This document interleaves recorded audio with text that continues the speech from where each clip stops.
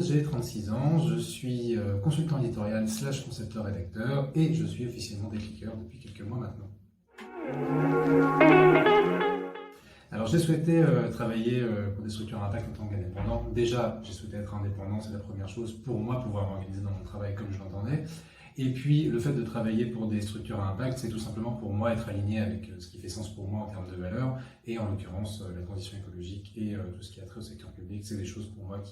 qui comptent et c'est ce vers quoi je m'oriente le plus aujourd'hui. Alors avant de me lancer en tant que freelance for good, j'ai travaillé en agence de communication, j'ai travaillé 7 ans là-bas, dans différentes agences, et j'avais, je dirais, une casquette qui était un peu plus large que ce que je fais aujourd'hui. J'étais consultant un peu généraliste, c'est-à-dire que je faisais un peu tout finalement, de la stratégie jusqu'à l'opérationnel, la chefferie de projet, en passant par ce que je fais aujourd'hui, c'est-à-dire vraiment le travail sur les contenus. Et la première des craintes, c'était tout simplement, est-ce que je vais avoir du travail, est-ce que les gens vont accepter de me confier des projets? Il se trouve que oui, et que ça se passe plutôt bien, et que dans la mesure où je suis payé, et où les gens ensuite me recontactent et que ça continue, manifestement, c'est que ça se passe bien. Alors moi, mon déclic, ça a été plutôt un déclic, je dirais, par défaut, c'est-à-dire que dans ma dernière expérience professionnelle en agence, où ça s'est pas extrêmement bien passé, je me suis rendu compte assez vite que en réalité, j'étais pas du tout aligné avec les valeurs de mes patrons, ni avec leur pratique de management, et que donc j'avais besoin et envie d'autre chose, et que ça passait notamment par ça. Alors ma motivation pour le Freelancing for Good, c'était que je trouve qu'aujourd'hui, mon métier, c'est-à-dire la communication, c'est souvent synonyme de publicité et de choses pas très, en termes de valeurs qui ne sont pas forcément très positives. Ça peut être synonyme de greenwashing, ça peut être synonyme de surconsommation, de choses comme ça. Et pour moi, la seule façon d'exercer ce que je sais faire, de mettre mes compétences au service de mes idées, c'est de le faire justement pour des entreprises, des structures à impact, donc de faire du freelancing for good. Alors mes attentes par rapport au programme, c'était, je dirais, de défricher un petit peu ce secteur de l'impact, de l'ESS, de comprendre un peu quels étaient les acteurs, comment ils marchaient. Et puis il y avait peut-être une attente finalement qui était un truc envers moi-même, c'est que ça me permettait aussi, je dirais, de prendre date pour moi poser un petit peu des petits cailloux comme ça sur mon propre chemin de travail dans l'impact, et de m'engager vers moi-même aussi pour avancer, pour progresser. Je dirais que le programme il m'a aidé à me sentir aujourd'hui peut-être un peu plus légitime par rapport à ces acteurs de l'ESS et de l'impact, à pas me dire, à pas avoir de blocage, de frein du type finalement ils cherchent que des gens extrêmement engagés, ils n'ont pas forcément besoin de moi, ils vont pas pouvoir me payer, un peu toutes ces petites idées préconçues que je pouvais avoir par rapport à tout ça et que le programme m'a permis de déconstruire finalement. Pour moi, un des points forts du programme, c'est le côté finalement très humain et très collectif. Le fait qu'on soit tous ensemble, que ce soit pas juste un petit coaching individuel, même si ça a aussi des bénéfices, et que du coup il y a un côté un peu co-développement où on puisse avoir un peu les problématiques des autres, les éclairages de leur propre métier, et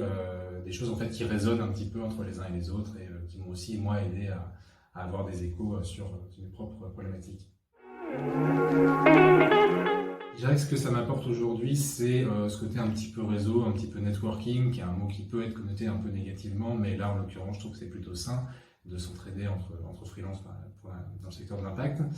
Il y a aussi le côté finalement apport de mission, qui est quelque chose qui est toujours utile.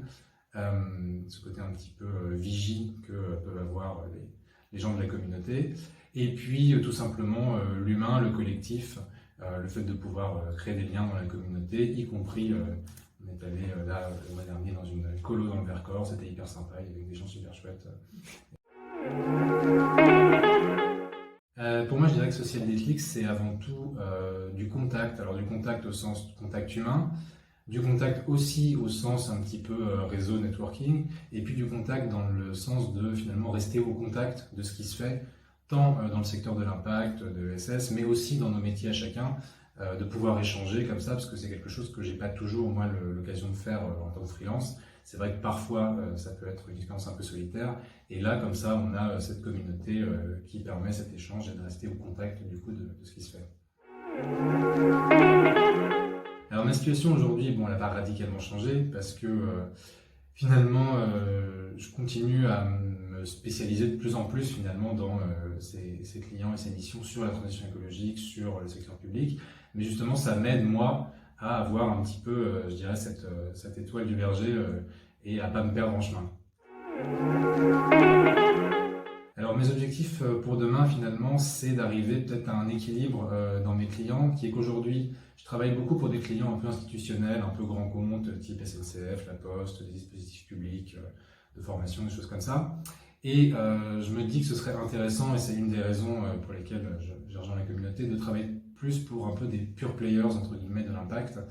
des gens qui font des choses peut-être plus modestes en termes d'échelle, mais qui vont plus loin aussi, de façon un peu plus radicale dans les transitions dont on a besoin. Et je me dis que les deux ne sont pas forcément contradictoires, de travailler à la fois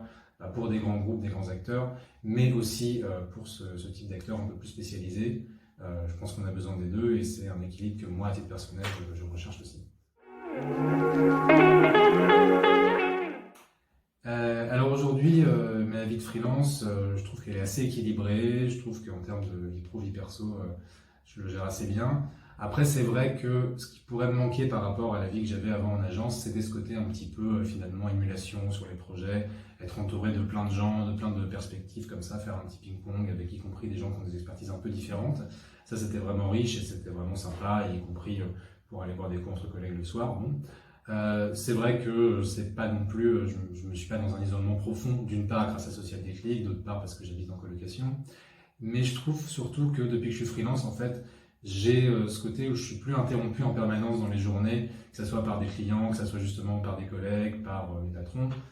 Et j'ai gagné beaucoup, je trouve, en efficacité et en capacité de concentration. Et ben, un mot de la fin, je dirais tout simplement longue vie à Social Déclic. Et puis pour vous qui nous écoutez, n'hésitez pas à rejoindre nous, vous verrez, c'est sympa.